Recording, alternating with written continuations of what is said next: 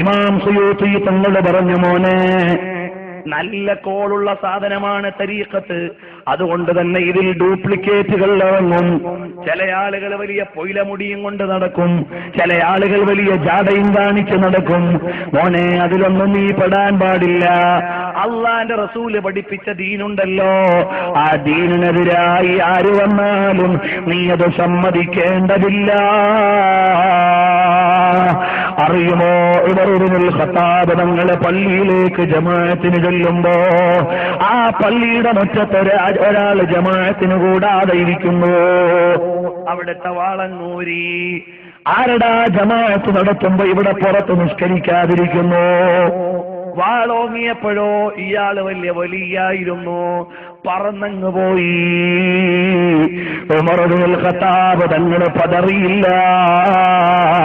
നിങ്ങൾ വലിയ കറാമത്തിന്റെ ആളാണെങ്കിൽ കാട്ടിൽ പോയിരുന്നോളണം, ജനങ്ങളെ പഴപ്പിക്കാൻ ഇവിടെ ഇരിക്കാൻ പാടില്ല. നിങ്ങൾ വേറെ നിസ്കരിക്കുന്നുണ്ടാകാം, വലിയ പദവിയുള്ള ആളായിരിക്കാം, പക്ഷേ ജനങ്ങളെ തെറ്റിദ്ധരിച്ചിട്ട് ഈമാൻ തെറ്റിപ്പോകും. അതുകൊണ്ട് നിങ്ങളുടെ തരീഖത്ത് ഇവിടെ വേണ്ട എന്ന് പറഞ്ഞുകൊണ്ട് ഉമർ ഇബ്നുൽ ഖത്താബ് തങ്ങൾ ആക്ഷൻ എടുത്തിട്ടുണ്ട്. അതുകൊണ്ട് കള്ള ശൈഖന്മാരുടെ അടുക്കലേക്ക് പോകാൻ പാടില്ല.